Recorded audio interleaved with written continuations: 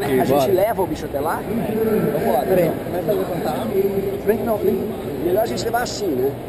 Aí levanta lá. Pô, tá bom andar com isso. Vamos lá. Tá bem jovem, meu mestre. Peraí. Não, é que ele é inicial. Vai lá, um pouquinho mais devagar. To channel your energy to figure out how best to apply the successful choices to the future. But it's also important to take risks.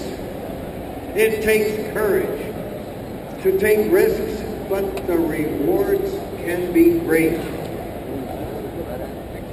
Timing is very important and always has been a key element in my life. I've been very blessed to have been in the right place at the right time.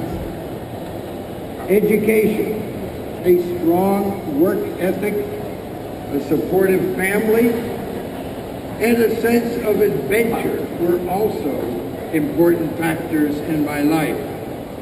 I'm proud to have served my country both at the right time. At 9:32 a.m., the engines ignited and roared with over 7 million pounds of thrust to lift 3,000 tons of spacecraft, fuel, equipment, and 3 guys.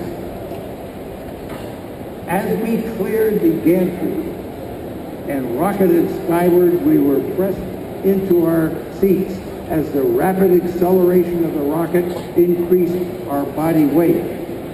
Within 3 minutes, we were 45 miles high, experiencing 4 Gs and traveling at nearly 6,500 miles an hour. A minute later, we passed the 62-mile, 100-kilometer boundary where the sky turns blue, where the blue sky turns to the blackness of space. By 12 minutes after launch, we were traveling over 17,000 miles an hour, the speed required for us to orbit the Earth. For 3 hours, we orbited twice our home as we ran through the checklist to ensure everything was working. Then we fired that engine that accelerated us to 25,000 miles an hour on a trajectory bound for the moon. On that 8-day round-trip journey, the 3 of us lived in a space capsule about the size of a standard automobile interior. That's a Volkswagen. On day 3, we fired the engine to slow us down enough so the moon's gravity captured us and put us into lunar orbit. Another engine burn put us into the right orbit, 50,000 feet, approaching the landing site. For landing, we had estimated a 60% chance of being able to land successfully, because we could abort at various stages, and a 95% chance of returning us home safely. We kind of like that 95%. 13 orbits of the moon later, on the morning of Sunday, July 20th, 1969, Neil Armstrong and I entered the lunar landing craft we had named Eagle and separated from the command module, Columbia, where Mike Collins remained. Piloting our powered descent to the moon's Sea of Tranquility was the most complicated and critical aspect of the whole mission. Landing was the hard part. Without landing, you can't open the hatch and go down the lander and walk around on the moon. Without our landing, they couldn't confidently land successive missions. As we descended, we saw that our landing site was full of boulders, so we continued maneuvering to find a safe area to land. This expended additional fuel, and when we landed, we had only 15 seconds of fuel left. After 11 intense minutes, Neil spoke the words, "Houston, Tranquility Base here, the Eagle has landed."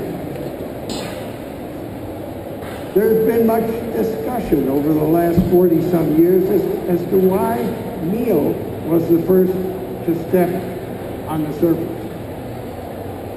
It could be because he was the mission commander.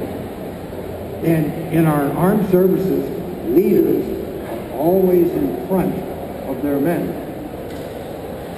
It could also be because he was closer to the door. I'll never tell which it was. Now, with Neil already on the surface and snapping a few photos of me, I carefully backed down the ladder, partially closed the hatch. That's what the checklist said, being careful not to lock it on my way out. We didn't have the key. There wasn't even a handle. As I stepped onto the talcum-like lunar dust, the first words that came to my mind were magnificent desolation. It was a magnificent accomplishment for any human to set foot on another world for the first time. And yet there was the desolation of the million-year lunar landscape with no sign of life, no atmosphere, total blackness beyond the sunlit terrain. We spent a total of 2.5 hours on the surface collecting rocks, setting up experiments, taking a few photos. In this experiment, we weren't supposed to walk in front of the solar collectors on the right. But those are my footsteps on the right, as you might say, condemning evidence. That's why we got to go up there and brush those footsteps away. Now, this is the photograph that Neil took of me, known as the visor photo, because you can see the reflection of the Eagle spacecraft and Neil in the visor of my helmet. People have asked me why this photo is so great. I have 3 words: location, location, location. We planted the first American flag on the moon, and this salute was my proudest moment. I always thought that our flag looked the best of the 6 flags that had been planted there by December 1972. Unfortunately, it was the one that blew over when we lifted up. Finally, it was time for us to leave the surface. When we were getting ready to leave the moon, Houston said, Apollo 11 is cleared for liftoff. I couldn't resist saying, Roger, we're number 1 on the runway. Okay, there wasn't anyone else up there, and there wasn't any runway. But it did lighten things up a bit. Nearly 1 billion people all over the world watched and listened as we ventured onto the lunar surface. Mission Control in Houston was in constant communication with us, even though we were further away than any 2 humans had ever been in terms of what we had to do to get back home. We felt connected all the time to Earth. The commemorative plaque that we left on the lunar surface reads, "Here men from the planet Earth first set foot upon the moon, July 1969. We came in peace for all mankind. Since our splashdown in the Pacific Ocean, I've come to realize that more than the rocks we brought back or the experiments we left, the true value of Apollo is the amazing story of innovation and teamwork that went into overcoming all the obstacles to reach the moon. That effort was driven in part by competition and part by scientific discovery. Everyone on Earth felt they had participated in this incredible journey as we landed and walked on another celestial body for the first time in the history of mankind. And that feeling of participation that brought together humanity holds a value beyond measure. The world welcomed us back as heroes. However, I understood that people were not cheering for three guys, but for what we represented, that by coming together as a nation, we had accomplished the impossible. After the fanfare died down and returned to normal, I began to realize that what was actually harder for me than going to the moon was to return to Earth. I had reached the pinnacle of a career on the moon, but I did not anticipate the public notoriety. With the end of the Apollo program, I resumed my Air Force career and served a brief term as commandant of the test pilot school at Edwards Air Force Base. They didn't know what to do with the pilots who had walked on the moon. I tried to help NASA regain momentum and develop more human space missions, but public devotion to the space program had waned. With NASA and the Air Force behind me, I found myself in a lifestyle marked by a few celebrity engagements, but without structure.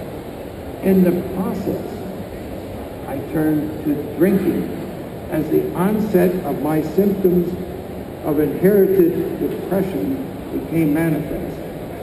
Without any particular support among my fellow astronauts and the NASA organization I'd become a part of, this period became a dark, troublesome time. My family life was impacted and my marriage ended in a divorce. Looking back, I lost nearly a decade of productivity in a downward spiral. Ultimately, I chose the road of recovery. By 1978, I'd taken my last drink, and today I have 34 years of sobriety. It took me a while to realize